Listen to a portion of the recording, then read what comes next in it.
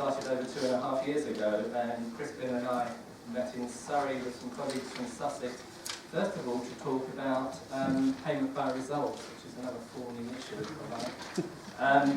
Because we were endeavouring to try and develop a tool around payment by results for learning disabilities. I think we came away, Crispin, didn't we, from that meeting really confused because of the wide range of interventions, if you like, that learning disability nurses and other professionals have and make for people with learning disabilities.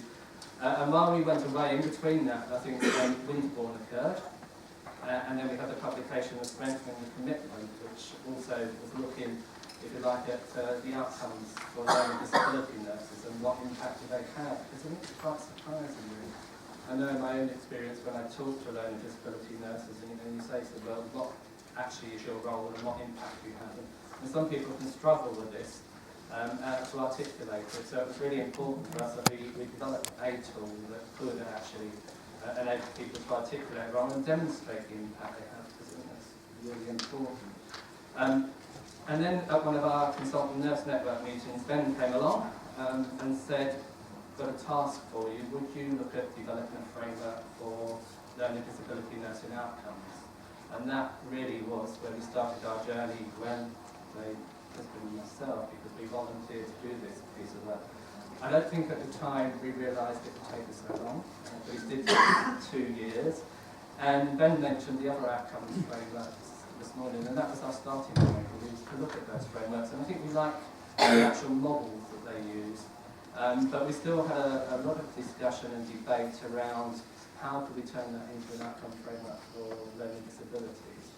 And then we were fortunate, really, that IHAL produced the documents around health inequalities where we got the 5 determinants. And really, that was our light bulb moment. We talked about a light bulb moment last night, but it really was a moment where we thought, well, actually, here we have some really good evidence and good research around inequalities that are experienced by people with learning disabilities, and surely this is the place to start.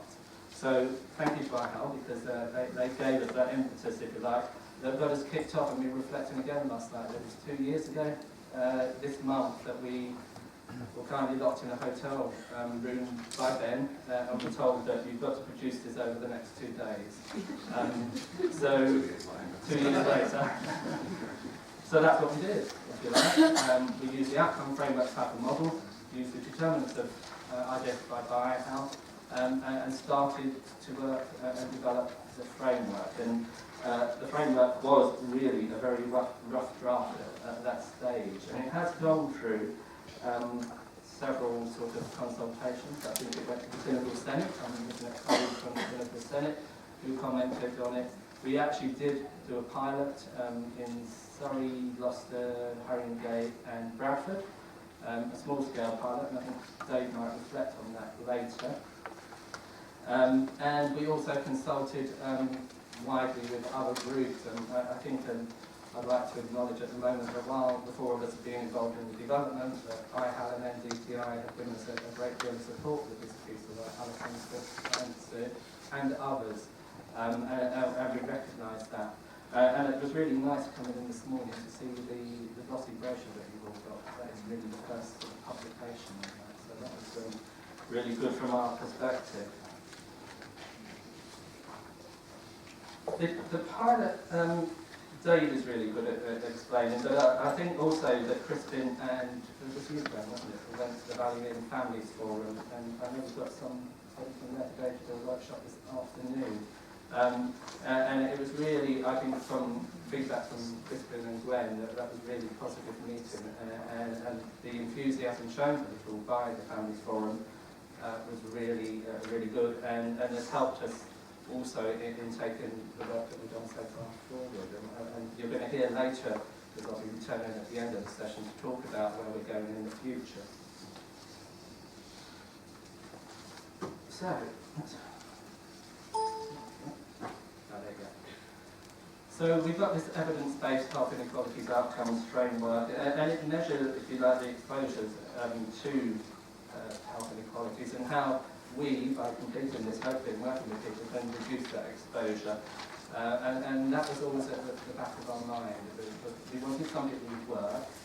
We were also mindful that we wanted something that was easy to complete, And the feedback we get is that it is easy to complete and it doesn't take too long, because we were always worried about that. We also wanted, if you like, a tool that was free and accessible to everyone, because there was this thing, do we go commercially with this, and then that restricts, if you like, the use of the tool for people that perhaps couldn't afford to buy it.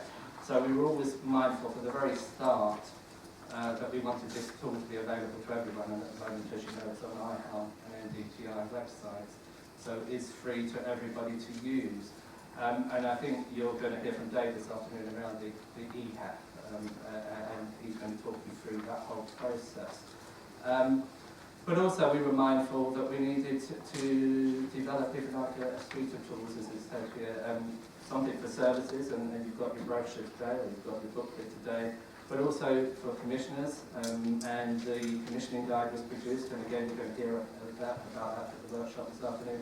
And importantly, we did a service user version, an accessible version, and I'm going to say now, although we'll touch on it at the end, that we are planning on holding at least 2 to 3 conferences across the country later next year for people with learning disabilities to attend, where we can go to the HEF with them, and we're starting planning on that early next year. And then obviously the involvement of carers and the tool for carers.